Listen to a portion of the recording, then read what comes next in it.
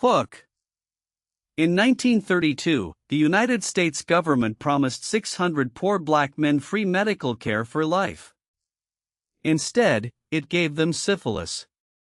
For 40 years, doctors watched them suffer, go blind, go insane, and die while a cure sat on the shelf the entire time. This isn't a theory. This is documented history. And it's the reason millions of Americans still don't trust doctors today. Intro. Welcome back. Today we're diving into one of the darkest chapters in American medical history, the Tuskegee Syphilis Experiment. Some call it a conspiracy theory. But here's the twist: this one actually happened. It's a real, documented, government-run atrocity that lasted from 1932 to 1972. And it explains why medical mistrust runs so deep in black communities even in 2026.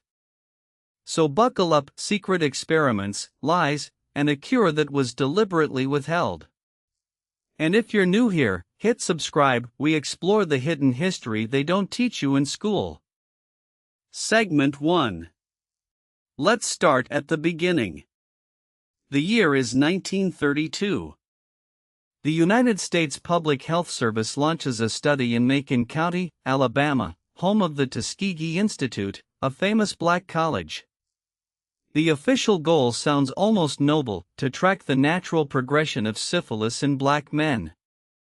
600 men signed up. 399 of them already had latent syphilis. 201 were healthy, serving as the control group. The men were mostly poor sharecroppers who could barely read or write.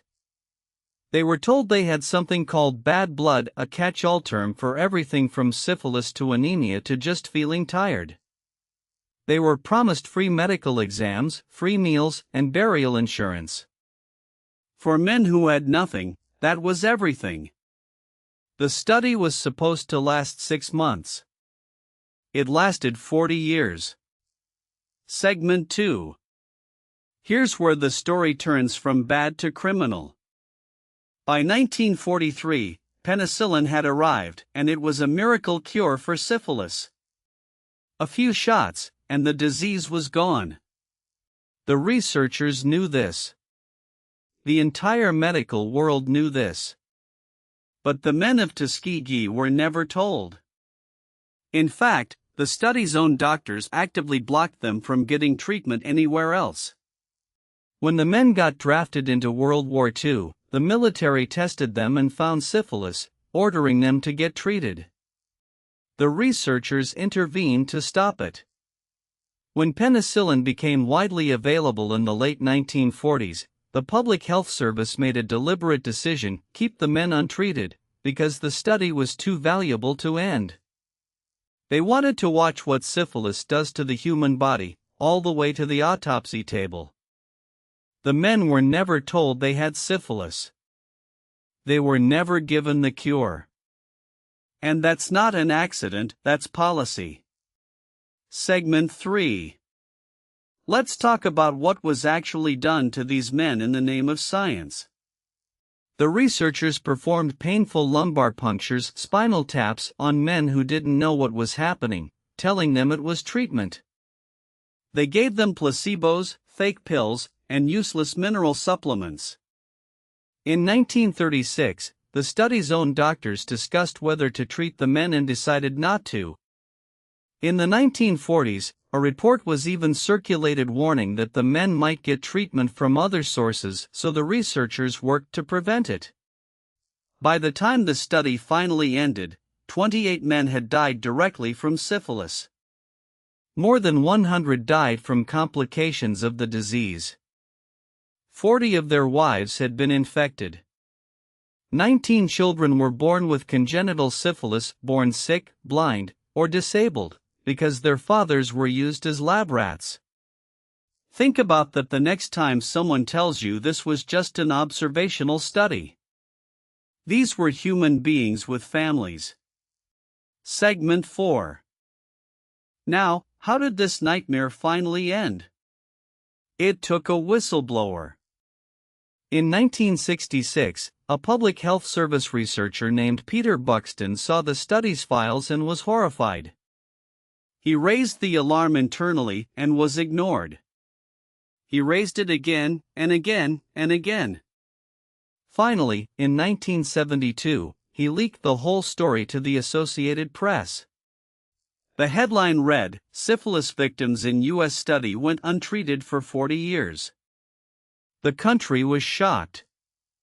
A panel was convened, the study was declared ethically unjustified, and within months, it was shut down. But here's the part that makes people furious: the researchers involved faced almost no consequences. No one went to prison. The study's director called the whole thing, quote, "a sacred trust that went terribly wrong." The men, meanwhile, got a $10 million settlement in 1974. The living survivors received $37,500 each. Their families got $15,000. For 40 years of their lives, for their wives, their children, their health, that was the price. Segment 5. So what's the legacy?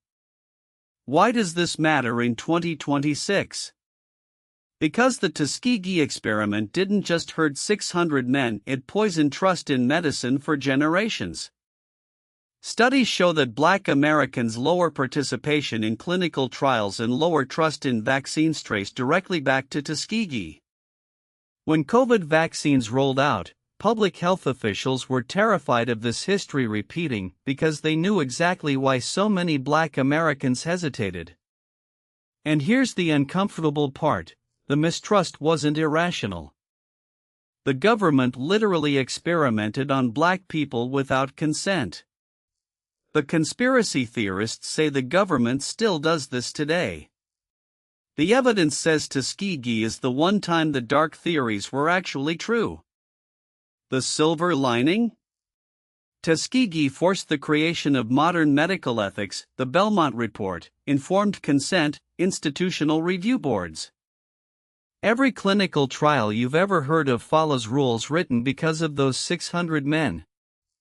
Their suffering changed medicine forever, but it should never have happened at all. OUTRO. So here's the takeaway.